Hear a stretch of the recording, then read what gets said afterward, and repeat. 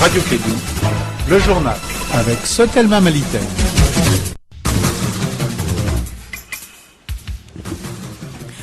Mesdames et messieurs, bonjour et bienvenue à cette deuxième édition de Clé de l'info de ce jeudi 5 février 2015. Au sommaire, les droits d'accès des survivantes des VVG à la justice et aux réparations au Mali est depuis ce matin au centre d'une conférence nationale au CICB organisée par l'Association de coopération et de recherche pour le développement Accord et d'autres organisations de la société civile. Gatia et alliés se trouvent à 10 km d'Anifis. Fad Aga Mahmoud, secrétaire général de cette organisation, membre de la plateforme des groupes d'autodéfense, nous en dira plus dans cette édition. Voilà pour les titres. Dans un instant, le développement complet.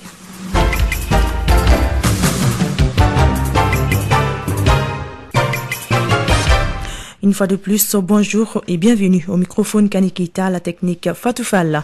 Je vous le disais dans le titre, Gatia et alliés se trouvent à 10 km d'Anifis. Ils ont récupéré des voitures, des armes et d'autres matériels lors des affrontements du mercredi 4 février 2015. Plus de 6 positions du MNLA sont actuellement contrôlées par le Gatia et ses alliés à Tarkini. Fad Aga Al-Mahamoud, secrétaire général du Gatia, membre de la plateforme des groupes d'autodéfense, nous en dit plus.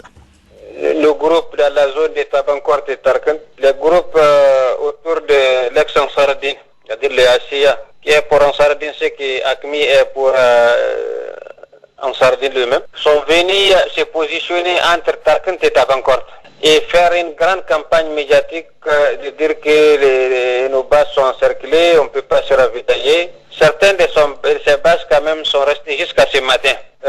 Très tôt, nous avons décidé de les dégager. C'est qu'alhamdoulilah, à l'instant où je vous parle, fait, nous avons dégagé 6 de leurs positions. Et que de tous les côtés de la route menant à Tabankort, il n'y a pas de positions de ces assaillants qui ont pris la fuite dans tous les sens.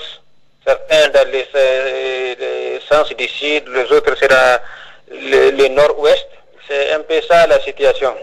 Il y a bien eu des affrontements à partir de 6 heures du matin jusqu'aux environs de 11 heures. Vous avez pu récupérer? Il y a bien des affrontements. Il y a des véhicules brûlés, il y a du matériel militaire et civil qu'ils ont laissé sur place, qu'ils n'ont pas eu le temps de prendre. L'association de coopération et des recherches pour le développement Accord organise depuis ce matin une conférence nationale sur le droit d'accès des survivants de violences basées sur les genres à la justice et aux réparations au Mali. À travers cette rencontre, il s'agit pour Accord d'apporter non seulement sa contribution au processus de consolidation de la paix, mais aussi faire un plaidoyer en faveur des réparations pour aboutir à un changement social souhaité. Cette conférence est organisée en partenariat avec le groupe Pivot Droit et Citoyenneté des Femmes, Wildaf Mali et l'Association malienne des droits de l'homme AMDH. Des précisions avec Madame Doukouré Marietou Djabi, présidente de Accord. La rencontre de ce matin se situe dans notre contribution et notre réflexion par rapport à la gestion des conséquences de la crise complexe humanitaire et sécuritaire. Nous avons voulu organiser une conférence de réflexion sur l'accès des survivants de violences basées sur le genre, l'accès à la justice et aux réparations. Elle va faire la situation, l'état des lieux sur les VBG au niveau du Mali. Nous allons aussi faire le point sur les réparations d'ordre holistique, que ce soit au niveau de la prise en charge psychosociale, que ce soit au niveau de la prise en charge médicale, que ce soit au niveau de l'accompagnement de soutien aux survivants des victimes et même par rapport aux réparations financières. Nous allons aussi faire l'état des lieux sur cette situation et faire des recommandations pour le plaidoyer au niveau des décideurs. Nous avons un travail qui est en cours depuis 1 an en partenariat avec le Wildaf Mali et le groupe Pivot Droit et Citoyenneté des Femmes, avec l'AMDH, l'Association malienne des droits humains. Mais nous, au niveau national aussi, nous faisons un travail de contribution et de réflexion en termes de plaidoyer pour la mise en place des politiques et l'application l'application des politiques en termes d'accès à la justice et aux réparations. La prochaine étape constitue pour nous, dans un premier temps, à penser à organiser une campagne de plaidoyer pour que les recommandations de cette conférence soient portées à l'attention des décideurs. Et nous allons aussi regarder les programmes que nous avons sur le terrain, dans quelle mesure nous pouvons les orienter pour répondre aux recommandations de cette conférence. Les opérations de révision des listes électorales se poursuivent. Débutées depuis le 1er février, ces travaux permettront de faire les transferts des électeurs qui le souhaitent, la validation des électeurs potentiels cas des omis ou majeurs. En commune 2, c'est le centre secondaire d'état civil de Medina Koura qui sert de cadre pour ces opérations de révision. Boubacar Diakité, président de la commission de révision de la liste électorale en commune 2 du district de Bamako. À notre niveau, ça concerne les personnes qui se sentent concernées par le transfert, veulent faire un transfert. Ils viennent, on fait le transfert à son nom. Pour ceux qui concernent la radiation, on peut le faire aussi, mais avec des preuves. Ensuite, il y a la validation. Il y a les personnes, c'est qu'ils ont leur récépissé, mais ils n'ont pas reçu d'eux. Tout le travail se déroule très bien parce qu'on a donné des explications à tout un chacun. Ils ont compris. Pour le moment, l'affluence n'est pas aussi élevée que ça. Les gens commencent à venir par compte-gouttes. Mais je crois que dans l'avenir, il y aura assez d'affluence. Parce que j'invite à toutes les personnes concernées à cette révision de venir se présenter tôt pour qu'on puisse faire les travaux. Il ne faut pas attendre la dernière minute pour venir. Toujours de révision de liste électorale, mais cette fois-ci en commune 5, en cours depuis le 1er février dernier. La commission électorale suspendra les révisions le 20 février prochain. Pour ce faire, il invite toute la population à se recenser avant la date limite. Écoutons respectivement Sadio Mariko, membre de la commission électorale, et un jeune qui était venu faire son transfert. Ils sont au micro de Moudambélé. La révision de la liste électorale a commencé ici encore depuis le dimanche et on est en train de travailler tous les jours de 8h à 15h. Mais le problème est qu'on dirait que les gens ne sont pas informés de ça parce qu'il n'y a pas beaucoup d'affluence. Les gens ne se viennent pas assez. Peut-être les gens viendront à la dernière minute alors que il faut que l'information passe dès maintenant pour que les gens viennent parce qu'on n'a que 15 jours. C'est une révision spéciale. Les élections communales c'est prévu pour le 26 avril et dans les différents centres. Je demande vraiment à tout le monde de venir voir la commission sur place. C'est du 1er février au 20 février. Je vais faire mon transfert parce qu'en tant qu'un citoyen, en tant qu'un patriote, c'est un droit à nous tous vraiment de venir à la mairie pour faire les transferts ou encore pour voir votre fichier biométrique si tout va bien, de vérifier les coordonnées, c'est ce qui est très important. Dans la vie, il faut toujours être vraiment à l'air parce que compte tenu de la situation, quand il y a le temps est minime à 20 jours. Donc, comme les Maliens aussi également, on aime trop vraiment les retards. Donc, la dernière minute, on s'élève pour venir faire. Ça trouve que vraiment il y a trop d'embouteillage. Mais ce que moi je peux dire vraiment en tant qu'un citoyen, en tant que patriote, il faut qu'on s'élève, venir tôt vraiment faire le transfert et vérifier la liste. S'il y a des erreurs là-dedans, de les corriger. Le collectif Cri des Caire demande au gouvernement l'indemnisation des familles des victimes après les récentes attaques qui ont secoué le nord du Mali. C'est là à travers une rencontre d'échange couplée d'un point de presse le dimanche 1er février à la maison de la presse de Bamako, à Runaba. Le collectif Cri des Cœurs demande au gouvernement l'indemnisation des familles des victimes après les récentes attaques qui ont secoué le nord du Mali. C'est là à travers une rencontre d'échange couplée d'un point de presse le dimanche 1er février à la maison de la presse de Bamako. Il a précisé que l'attaque de la MINUSMA contre les jeunes de Gao a occasionné une vingtaine de victimes, dont 3 décès.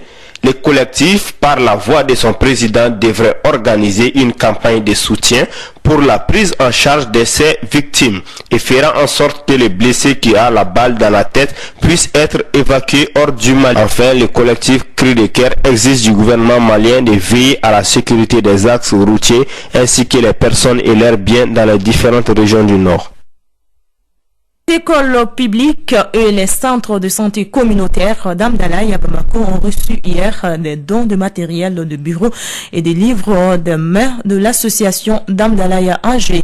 La remise a eu lieu au centre d'état civil du quartier. L'objectif de ce geste est de permettre aux différentes administrations scolaires et sanitaires d'informatiser les données. Le maire Adama Berete rassure que les dons seront utilisés à bon escient. Il est au micro d'André Traoré.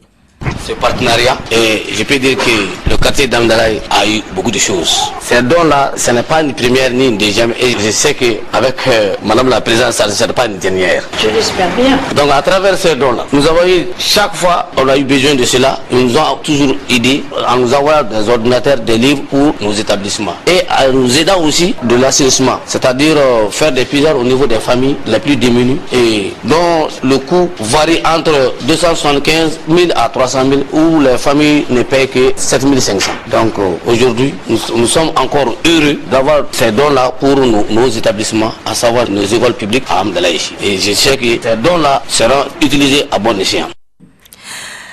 La France, moins populaire que la Chine et les États-Unis au Mali, les Bamakois condamnent dans leur grande majorité les caricatures du prophète Mohamed, paix et salut sur lui, dans l'hebdomadaire français Charlie Hebdo. C'est le résultat d'un sondage d'opinion paru hier mercredi. Il a été effectué par l'Institut de sondage GIZ, groupe d'intérêt scientifique des statisticiens économistes, le 30 janvier et le 1er février 2015 à Bamako. Les détails avec Mahamadou Khan.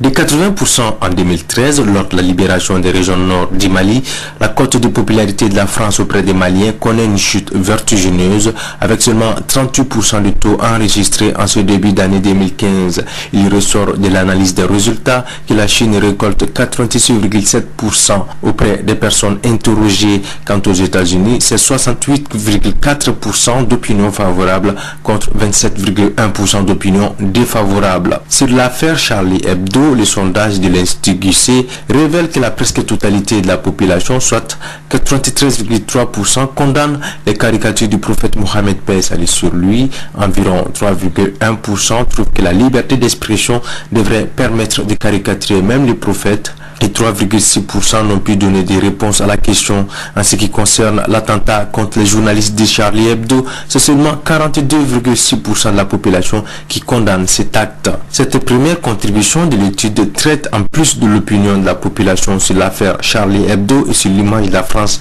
auprès de la population malienne, la gestion du pays par le président Ibrahim Boubacar Keïta, l'opinion de la population sur l'ancien premier ministre Moussa Mara et sur le nouveau Modibo Keïta ou encore du nombre de personnes victimes de vols de moto à Bamako.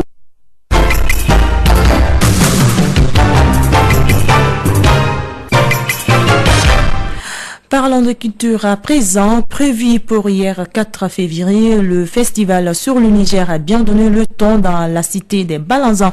Au programme, il y avait le colloque de Ségou avec le thème culture et emploi et l'ouverture de la foire internationale de Ségou. Le résumé de la journée avec Douba Dambélé.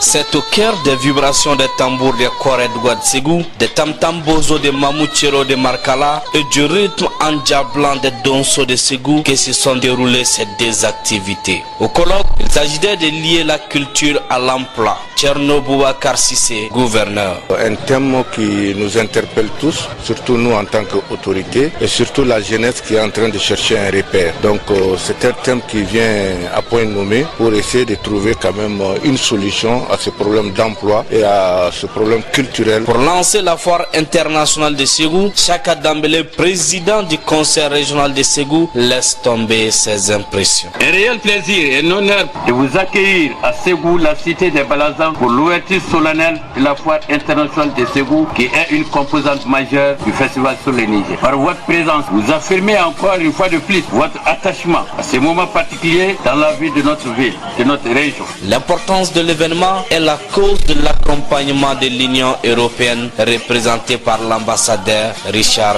Zenk. Les atouts du Mali, la culture, le commerce, l'agriculture et bien sûr nos engagements de travailler avec vous pour tous ces atouts, pour toutes ces possibilités. Et ce festival ici unit également pas seulement le Mali mais toute une région. Ainsi s'annoncent les activités de la 11e édition du festival sur le Niger.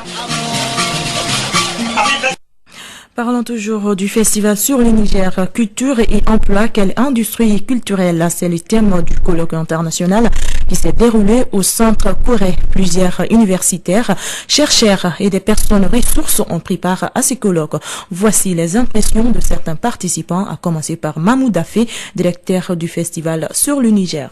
Nous avons choisi ce thème ce matin, cette année, c'est le thème de l'industrie culturelle, culture et emploi. Ceci est extrêmement important pour nous, eu égard à la situation de notre pays, mais aussi eu égard à la situation de l'industrie culturelle dans le monde aujourd'hui, qui est une part significative dans les économies émergentes. Le Mali a une richesse, disons, dans la musique. Il y a un foisonnement d'artistes musiciens, dans l'artisanat aussi.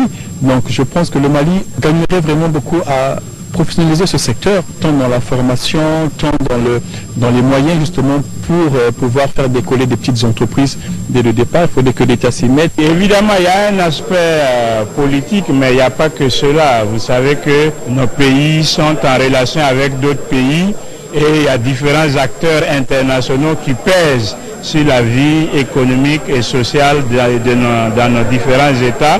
Et tout ce poids-là ne favorise pas toujours l'émergence d'une économie vraiment indépendante.